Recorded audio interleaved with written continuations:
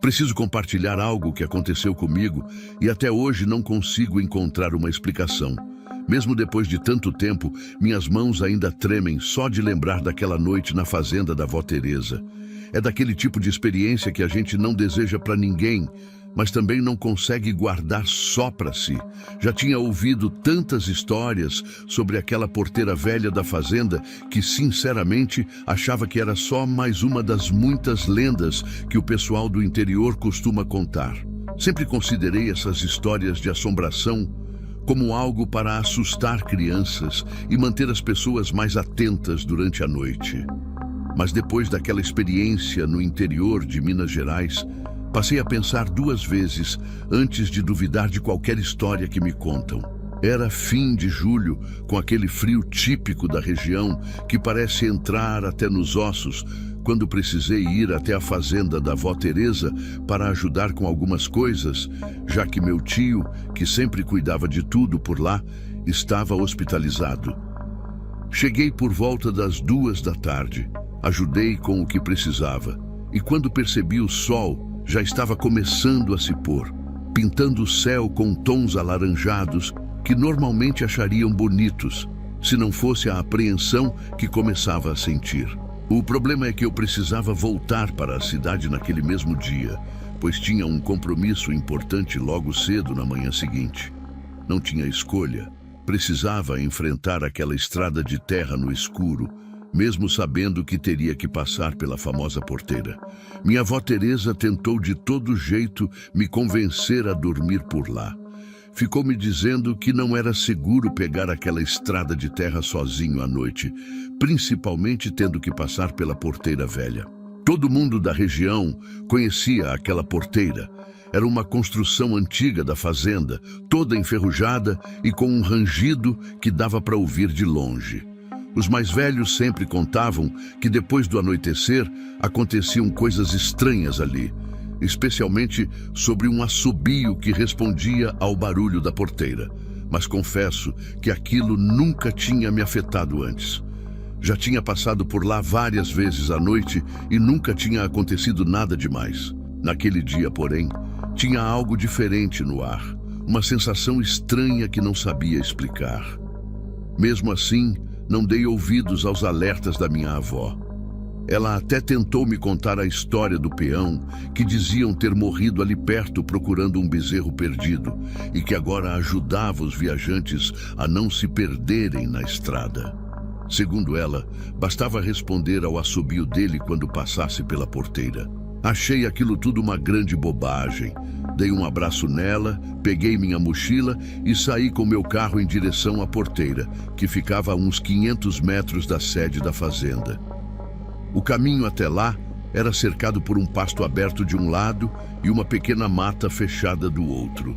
Naquela hora, com a noite já chegando, as sombras das árvores começavam a ficar mais compridas e escuras, criando formas estranhas no chão de terra. Quando cheguei perto da porteira, diminuí a velocidade do carro. O farol iluminava a estrutura enferrujada, destacando ainda mais seu aspecto antigo e desgastado. Tive que descer para abri-la e assim que toquei no metal frio, senti um arrepio percorrer minha espinha. O rangido típico ecoou pela noite, parecendo muito mais alto do que me lembrava. Foi nesse momento que aconteceu. Um assobio baixo e melodioso respondeu ao barulho da porteira. No início, pensei que fosse apenas o vento soprando entre as árvores, ou talvez minha mente pregando peças por causa das histórias da vó Teresa. Mas então, o assobio se repetiu, mais claro dessa vez, como se viesse da direção do pequeno matagal. Fiquei paralisado por alguns segundos, com a mão ainda na porteira. Meu coração disparou no peito e senti um frio na barriga que não tinha nada a ver com a temperatura da noite. Lembrei imediatamente das palavras da minha avó sobre responder ao assobio, mas minha garganta estava tão seca que não conseguia produzir nenhum som. O medo estava começando a tomar conta de mim, e tudo o que eu queria era entrar no carro e acelerar dali o mais rápido possível. Porém, algo dentro de mim dizia que ignorar aquele chamado não era uma boa ideia.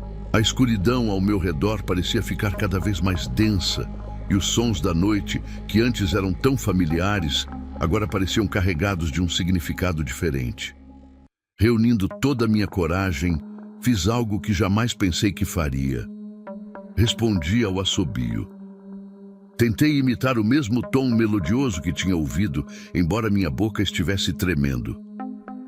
Por alguns instantes, só ouvi o barulho do vento nas folhas e alguns grilos ao longe. Então veio a resposta. Outro assobio, dessa vez mais próximo, vindo de um ponto diferente da mata. Era como se a fonte do som estivesse se movendo. Comecei a sentir minhas pernas bambas e um suor frio escorreu pela minha testa, apesar do frio da noite. Algo estava acontecendo ali, algo que eu não conseguia explicar, mas que fazia todo o meu corpo gritar para que eu prestasse atenção. O mais estranho é que, mesmo com todo o medo que estava sentindo, uma sensação diferente começou a tomar conta de mim. Era como se aquele assobio estivesse tentando me dizer algo. Percebi que a melodia tinha um padrão, quase como se fosse uma orientação. Foi quando notei que mais à frente, onde a estrada fazia uma curva fechada, havia uma luminosidade estranha entre as árvores.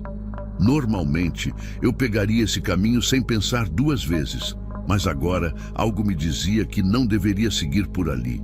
O assobio soou novamente, dessa vez parecendo vir da direção oposta à curva, como se estivesse me chamando para um caminho alternativo que eu nunca tinha notado antes. Naquele momento, tomei uma decisão que mudou completamente o rumo daquela noite. Segui a direção que o assobio indicava. Desviei o carro para uma estrada secundária que, mesmo conhecendo a fazenda há anos, nunca tinha percebido que existia. Enquanto dirigia devagar por esse caminho desconhecido, os assobios continuavam, como se estivessem me guiando. Foi quando percebi um clarão no céu, seguido do barulho de um trovão distante. O tempo estava fechando rápido, e se eu tivesse seguido pela curva normal, estaria passando exatamente pelo trecho da estrada que sempre alaga quando chove forte. Era isso que o assobio estava tentando me mostrar. Um arrepio percorreu meu corpo quando entendi que aquela presença misteriosa podia estar realmente tentando me ajudar. Continuei seguindo aquela estrada alternativa, com o coração ainda acelerado e as mãos suando no volante. Os assobios foram ficando mais espaçados, até que pararam completamente quando cheguei numa parte do caminho que reconheci. Era uma saída alternativa da fazenda que levava direto para a estrada principal, evitando completamente o trecho problemático. No dia seguinte, quando voltei para verificar, descobri que tinha acontecido um deslizamento de terra exatamente na curva que eu normalmente faria. Se não fosse por aquela interferência misteriosa, eu poderia ter me metido em uma situação realmente perigosa. Fiquei sabendo depois que vários carros ficaram presos naquela região durante a tempestade que caiu. Assim que cheguei em casa naquela noite, ainda tremendo, liguei para minha avó Teresa para avisar que estava tudo bem. Antes que eu pudesse contar o que tinha acontecido, ela me disse algo que fez meu sangue gelar. Contou que aquela não era a primeira vez que o peão misterioso tinha ajudado alguém da família. Segundo ela, meu avô, que já faleceu, teve uma experiência parecida uns 30 anos atrás. Ele estava voltando para casa numa noite de tempestade, quando ouviu os mesmos assobios perto da porteira.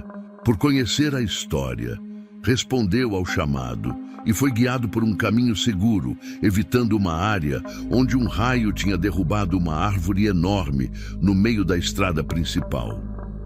Já fazem 2 anos desde aquela noite, mas até hoje não consegui esquecer o que aconteceu. Sempre que preciso passar por aquela porteira, principalmente à noite, sinto um misto de medo e gratidão. O rangido continua o mesmo, mas agora, quando ouço o assobio em resposta, não hesito em respondê-lo. É estranho dizer isso, Mas de alguma forma, aquela presença misteriosa se tornou uma espécie de guardião para mim e para qualquer um que precise de ajuda naquela estrada. Nunca consegui explicar racionalmente o que aconteceu naquela noite, e talvez seja melhor assim. Algumas coisas na vida simplesmente não precisam de explicação, só de respeito e gratidão.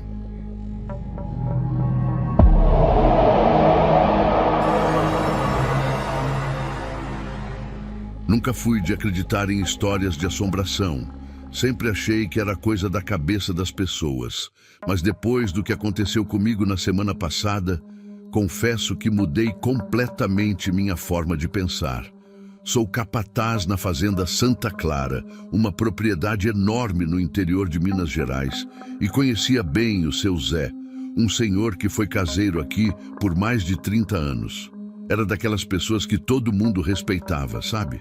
Acordava ainda de madrugada, fazia um café forte que o cheiro se espalhava por toda a fazenda. E tinha um cuidado especial com o gado. Mesmo depois que se aposentou, continuava ajudando com os bezerros. Ele faleceu há 2 meses, de forma repentina, e desde então sua casa perto do curral ficou fechada, intocada. Na quarta-feira passada tive uma experiência que ainda me dá arrepios só de lembrar. Era por volta das 6 da tarde e eu estava terminando de conferir o gado, como faço todo dia antes de recolher. O sol já tinha se posto há algum tempo e aquela escuridão do interior ia tomando conta de tudo. Estava tudo tranquilo, até que comecei a me aproximar da região do curral. Foi quando notei algo que fez meu coração disparar. Havia uma luz amarelada saindo das janelas da casa do seu Zé. No início, pensei em invasores, mas conforme fui chegando mais perto, percebi que aquela luz tinha o brilho característico do lampião antigo que ele sempre usava. E então, aquele cheiro inconfundível de café passado na hora, começou a tomar conta do ar. Minha primeira reação foi ligar para o Tonho, outro funcionário da fazenda, para confirmar se tinha autorizado alguém a entrar na casa. Mas o celular não pegava sinal naquela área, como sempre acontece perto do curral. Decidi então me aproximar mais, mesmo sentindo minhas pernas tremerem um pouco. O mais estranho é que os bezerros, que normalmente ficam agitados quando alguém se aproxima àquela hora, estavam todos calmos, como se aquela presença fosse familiar para eles. Alguns até começaram a mugir de um jeito diferente, como faziam quando o seu Zé aparecia para cuidar deles. Era um som mais manso, quase como se estivessem conversando com alguém. Quando cheguei mais perto da casa, notei que a porta da frente continuava trancada, com o mesmo cadeado que tínhamos colocado depois do falecimento. As janelas também estavam fechadas, mas a luz continuava lá dentro, se movendo como se alguém estivesse andando pela casa com um lampião na mão. O cheiro de café estava ainda mais forte, igualzinho ao que o seu Zé fazia toda madrugada.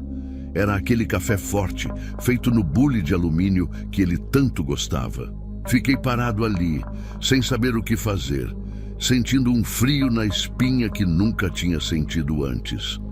Reuni coragem e dei uma volta completa ao redor da casa, procurando algum sinal de que alguém tinha arrombado as janelas dos fundos ou feito algum buraco nas paredes, mas estava tudo intacto. A casa continuava exatamente como tínhamos deixado depois do velório. Até mesmo as teias de aranha nas janelas estavam do mesmo jeito. O mais impressionante era que, mesmo com todas as entradas fechadas, a luz continuava se movendo lá dentro e o cheiro de café não diminuía. Era como se o seu Zé estivesse fazendo sua rotina normal, sem se importar com as portas trancadas ou com o fato de que, bem, ele não estava mais entre nós.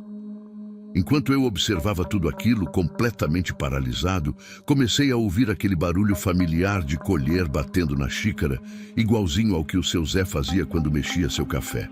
Nesse momento, senti um calafrio tão forte que nem consegui me mexer. Os bezerros começaram a mugir mais alto, do jeito que faziam quando estava na hora da ração, e alguns até se aproximaram da cerca que ficava perto da casa. Era como se eles soubessem que ele estava ali, como se para eles nada tivesse mudado. A sensação era tão forte que por um momento me perguntei se eu não estava sonhando. Não conseguia mais ficar ali parado, então decidi voltar até a sede da fazenda para buscar ajuda. No caminho, encontrei o João, filho do dono, que estava voltando da cidade. Contei tudo para ele, e mesmo sendo um rapaz estudado que não acredita nessas coisas, ele concordou em voltar comigo até a casa. Enquanto caminhávamos de volta, expliquei cada detalhe do que tinha visto e percebi que ele estava ficando cada vez mais pálido. João conhecia o seu Zé desde criança e sabia que aquele cheiro de café e o jeito dos bezerros eram exatamente como ele descreveu. Quando chegamos perto da casa, tudo continuava igual.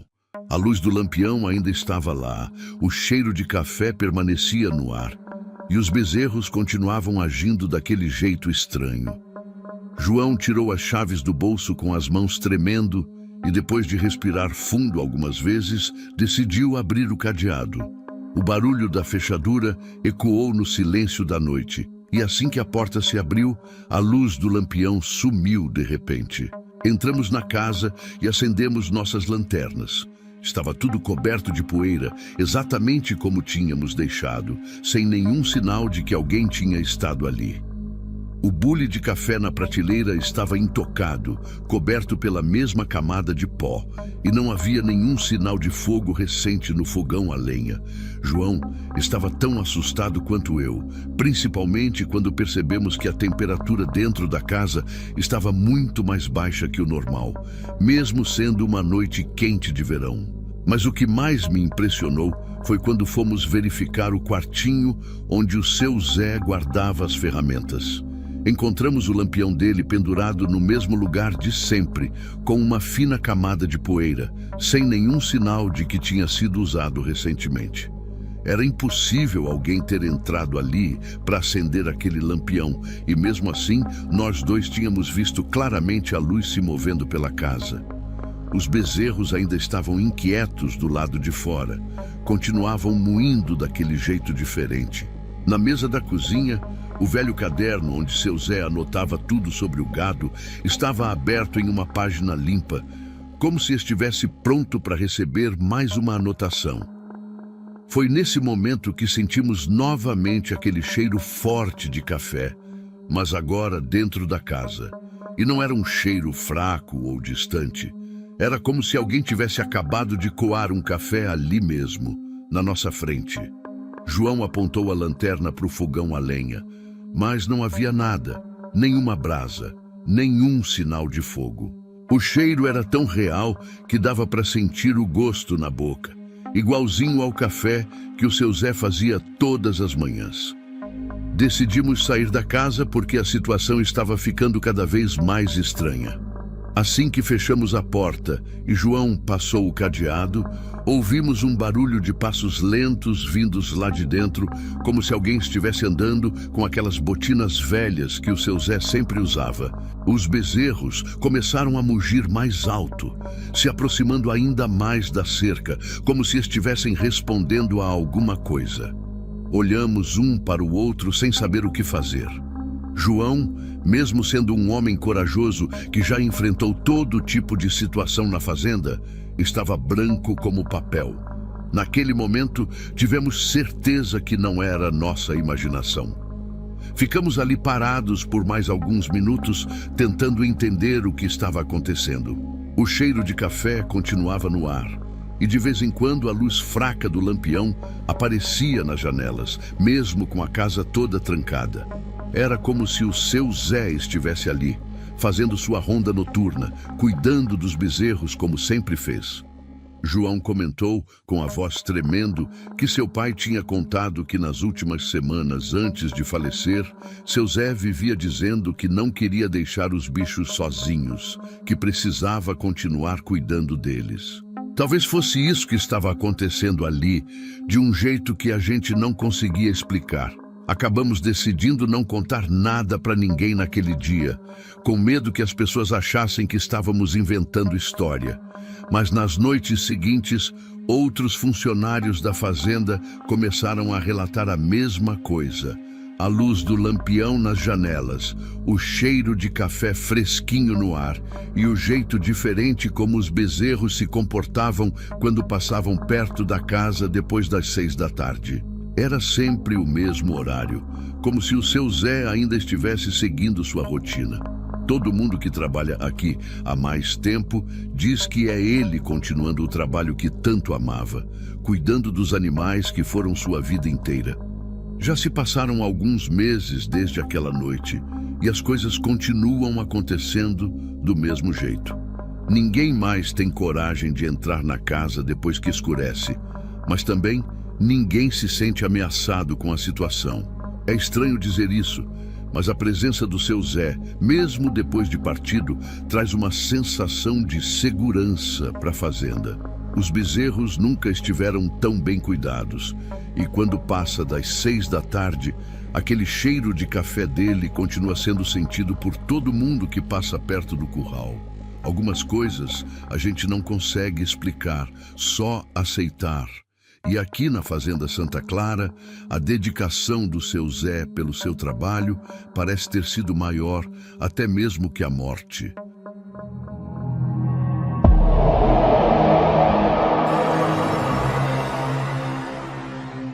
Cresci ouvindo as histórias do Saci na fazenda do meu avô João, mas nunca tinha dado muita importância para isso. Todo mundo da região sabia que não podia deixar as espigas de milho maduras no pé depois que o sol se punha, mas eu sempre achei que era só uma dessas crenças antigas que o pessoal do interior tem. Meu avô sempre falava que o Saci adorava fazer tranças no cabelo das espigas, e quando isso acontecia, as galinhas se recusavam a comer aqueles grãos. Na época eu só ria, achava até engraçado como os mais velhos levavam isso tão a sério. Mas tudo mudou naquele dia em que resolvi ajudar na colheita e acabei ficando até mais tarde na roça, bem depois do horário que meu avô tinha avisado para eu voltar. Foi numa quinta-feira do mês passado. Eu tinha ido para a fazenda porque estava de férias da faculdade e queria ajudar meu avô com a colheita do milho. O dia tinha sido tranquilo. Trabalhamos bastante desde cedo, mas quando estava quase anoitecendo, percebi que ainda tinha uma parte da plantação que não tínhamos conseguido colher. Meu avô já tinha voltado para a sede da fazenda porque estava com dor nas costas, e eu, querendo mostrar que era esforçado, decidi ficar mais um pouco para terminar aquele pedaço. Lembro que olhei para o céu e vi que ainda tinha uma claridade fraca. Então, pensei que daria tempo de terminar antes de escurecer completamente. Foi aí que comecei a perceber uns barulhos estranhos vindo do meio do milharal. Tentei ignorar no começo, afinal, uma roça de milho sempre tem algum barulho de bicho ou vento, mas conforme o sol foi descendo, os sons foram ficando diferentes. Parecia que tinha alguém andando por entre os pés de milho. E de vez em quando eu escutava um assobio baixinho que fazia meu corpo inteiro arrepiar. O mais estranho é que não tinha vento nenhum naquela hora, mas as plantas balançavam como se alguém estivesse passando por elas, sempre indo numa direção contrária de onde eu estava. Comecei a ficar nervoso, principalmente porque lembrei das histórias que meu avô contava. E pela primeira vez na vida, aqueles causos todos começaram a fazer sentido para mim. Quando percebi que a escuridão estava chegando mais rápido do que eu esperava, decidi que era hora de ir embora, mesmo sem ter terminado o serviço. Mas parece que já era tarde demais, porque quando me virei para sair da roça, notei algo que me deixou completamente paralisado. Todas as espigas de milho que eu tinha deixado para trás já estavam com suas palhas trançadas de um jeito que eu nunca tinha visto antes. Não era possível que alguém tivesse feito aquilo em tão pouco tempo. E o mais assustador é que eu podia sentir um cheiro forte de fumo de pito, exatamente como meu avô descrevia nas histórias dele. Minhas pernas tremiam enquanto eu tentava caminhar de volta para a sede da fazenda, e o cheiro de fumo ia ficando cada vez mais forte. Foi quando escutei uma risadinha bem perto de mim. Parecia que vinha de todos os lados ao mesmo tempo. O som era como meu avô sempre descrevia, uma mistura de assobio com risada que gelava a espinha. Eu já tinha ouvido muitas histórias sobre o Saci na minha vida, mas nada me preparou para a sensação de realmente encontrar um. O pior é que enquanto eu andava, podia ouvir o barulho das palhas do milho sendo mexidas atrás de mim, como se alguém estivesse rapidamente fazendo mais e mais tranças. Lembro que comecei a andar mais rápido, quase correndo, mas parecia que o caminho até a sede tinha ficado mais longo do que era. Meu coração batia tão forte que eu conseguia escutar as batidas no meu ouvido, e aquele cheiro de fumo não saía do meu nariz. De repente, senti algo quente passar do meu lado, como se fosse uma brisa morna, mas não era vento. Era mais como se alguém tivesse passado correndo bem pertinho de mim. Foi nessa hora que vi alguns pés de milho se mexendo sozinhos bem na minha frente, e as palhas começaram a se entrelaçar na minha frente, como se mãos invisíveis estivessem trançando elas. Quando finalmente consegui chegar na sede da fazenda, estava completamente sem fôlego e suando frio. Meu avô estava sentado na varanda, fumando seu cigarro de palha como sempre fazia no fim do dia. Assim que me viu chegando naquele estado, ele já sabia o que tinha acontecido. Sem falar nada, apenas balançou a cabeça e me chamou para sentar do lado dele. Foi então que ele me contou que aquilo acontecia há gerações na nossa família, e que o Saci parecia ter um tipo de ligação especial com nossa plantação. Segundo ele, nunca ninguém tinha se machucado, mas era importante respeitar os horários e os costumes da roça. Na manhã seguinte, voltamos juntos ao milharal, e o que vi me deixou ainda mais impressionado. Não eram só as espigas que estavam com as palhas trançadas, mas também encontramos todas as crinas dos cavalos no pasto completamente entrelaçadas, feitas em tranças tão perfeitas que pareciam trabalho de profissional. As galinhas, como meu avô sempre dizia, não chegavam nem perto das espigas que tinham sido mexidas. E o mais intrigante é que mesmo depois de semanas, ainda dá para sentir aquele cheiro característico de fumo de pito toda vez que passa perto daquela parte da plantação, principalmente quando o sol está se pondo. O pessoal da cidade sempre ri quando conto essa história. Acham que é mais uma dessas lendas do interior que o povo inventa para assustar os outros. Mas quem já teve alguma experiência parecida sabe muito bem que não é história da carochinha. Depois daquele dia, aprendi a respeitar ainda mais os conhecimentos do meu avô e as tradições da roça.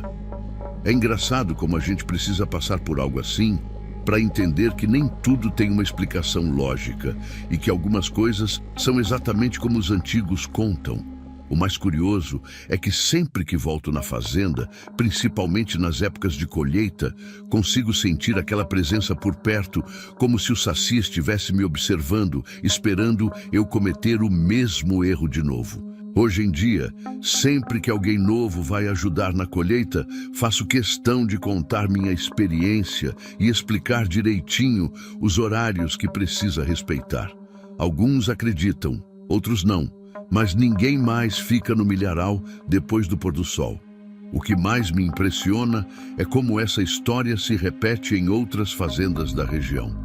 Cada família tem seu próprio relato de encontro com o Saci, sempre envolvendo as tranças nas espigas de milho e nas crinas dos cavalos. É como se ele fosse uma espécie de guardião das roças, garantindo que todo mundo vai respeitar os costumes e tradições que nossos antepassados tanto valorizavam.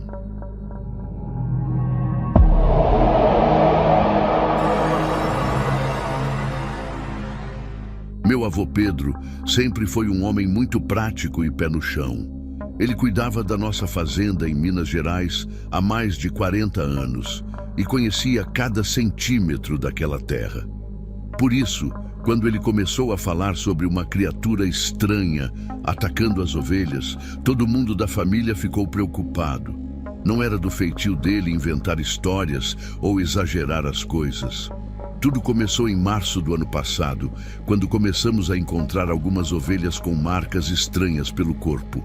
Não eram mordidas de cachorro do mato ou de lobo-guará, que já tínhamos visto antes. Eram diferentes, como se alguma coisa tivesse arranhado profundamente a pele delas.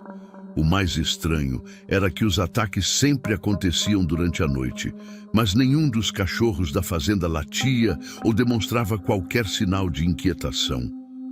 Normalmente, eles são os primeiros a alertar quando tem algum animal selvagem por perto. Mas nessas ocasiões, eles ficavam estranhamente quietos. Em menos de 2 semanas, já tínhamos encontrado 5 ovelhas machucadas. Não chegavam a morrer, mas ficavam bastante feridas e assustadas. Todo dia de manhã era aquela aflição para ir até o curral, sempre com medo de encontrar mais um animal machucado.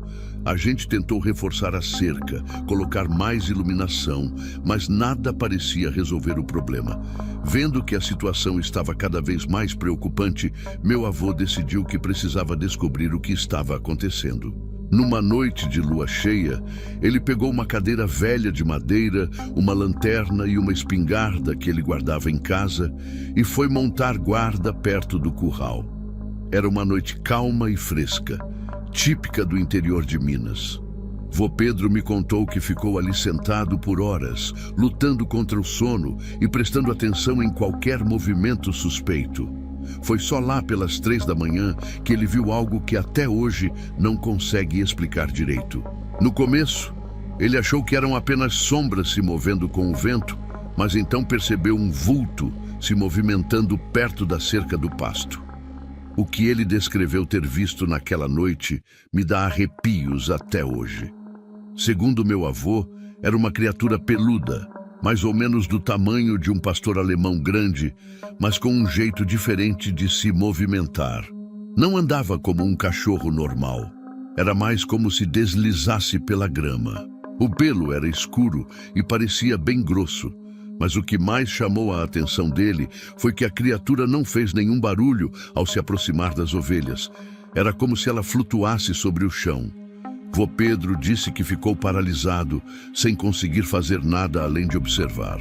A criatura pulou a cerca do pasto com uma agilidade impressionante, mas quando meu avô finalmente conseguiu apontar a lanterna na direção dela, simplesmente não havia mais nada lá. No dia seguinte, ainda assustado com o que tinha presenciado, meu avô começou a perguntar para os vizinhos e moradores mais antigos da região se já tinham ouvido falar de algo parecido. Foi aí que Dona Maria, uma senhora que morava na fazenda vizinha há mais de 60 anos, contou uma história que sua avó costumava contar. Segundo ela, existia uma antiga crença de que algumas criaturas do mato gostavam de leite fresco e, se você deixasse uma oferenda para elas, elas não mexeriam com seus animais. Na hora, meu avô achou aquilo uma grande bobagem, afinal ele sempre foi um homem muito cético. Mas depois de mais 2 noites com ovelhas machucadas, ele começou a pensar que não custava nada tentar. Numa quinta-feira à noite, meio sem jeito e se sentindo um pouco bobo, vô Pedro pegou uma cuia antiga de casa, encheu de leite fresco da ordenha da tarde e deixou perto do curral. Ele não contou para ninguém o que estava fazendo, com medo que a família achasse que ele estava ficando maluco. Na manhã seguinte, a cuia estava completamente vazia, sem nenhuma gota de leite, e o mais surpreendente, nenhuma ovelha estava machucada. Poderia ter sido coincidência, claro, mas ele decidiu repetir a experiência nas noites seguintes. A cada noite, deixava a cuia cheia de leite no mesmo lugar, e toda manhã ela aparecia vazia. Já faz quase 1 ano que meu avô mantém esse estranho ritual de deixar leite toda noite perto do curral. Desde que começou com isso, nenhuma ovelha mais apareceu machucada. De vez em quando, ele diz que ainda consegue ver aquela criatura peluda rondando a propriedade, sempre de longe, sempre nas noites mais escuras. mas ela nunca mais chegou perto das ovelhas. É como se tivesse feito um acordo silencioso. Em troca do leite fresco, deixa nossos animais em paz. Alguns vizinhos da região ficaram sabendo da história e começaram a fazer a mesma coisa. O curioso é que nas fazendas onde deixam o leite, os animais ficam tranquilos, mas já ouvimos falar de algumas propriedades mais distantes que ainda têm problemas com ataques misteriosos. O mais interessante é que essa história mudou completamente a forma como meu avô vê as coisas. Ele, que sempre foi tão cético e racional, agora fala que existem muitas coisas nesse mundo que a gente não consegue explicar. Até hoje ele mantém aquela cuia antiga no mesmo lugar e todo final de tarde enche ela com leite fresquinho. Às vezes, quando vou visitá-lo, fico observando ele nessa tarefa diária. Ele faz tudo com muito cuidado e respeito, como se estivesse cumprindo um acordo importante. Nunca mais tentamos descobrir exatamente o que é aquela criatura, e talvez seja melhor assim. Algumas coisas, como meu avô diz agora, é melhor aceitar do que tentar entender.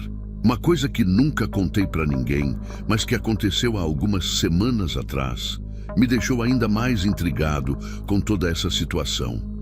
Era por volta das 9 da noite e eu tinha ido até a fazenda levar uns remédios para meu avô, que estava com um resfriado forte. Quando estava voltando para o carro, ouvi um barulho estranho vindo da direção do curral. Por impulso, apontei a lanterna do celular naquela direção e por uma fração de segundo, vi 2 olhos brilhantes me encarando na escuridão. Não eram olhos de cachorro, nem de gato, nem de nenhum animal que eu conhecesse. Tinham um brilho azulado, meio esverdeado, que nunca tinha visto antes. Senti um arrepio tão forte que deixei o celular cair no chão. Quando consegui pegar ele de volta e apontar a luz novamente, não havia mais nada lá. Naquele mesmo momento, percebi que a cuia de leite que meu avô tinha deixado mais cedo estava exatamente no mesmo lugar, mas completamente vazia. O estranho é que não havia nenhuma marca ou gota de leite derramada ao redor, como normalmente acontece quando um animal bebe alguma coisa. Era como se o leite tivesse simplesmente evaporado da cuia. Desde esse dia, toda vez que visito meu avô e ele vai fazer sua entrega noturna, tenho a sensação de que tem alguém ou alguma coisa nos observando das sombras. Mas sabe o que é mais estranho? Não sinto medo. É uma sensação diferente, como se estivéssemos sendo protegidos por alguma coisa que escolheu nossa fazenda como seu lar.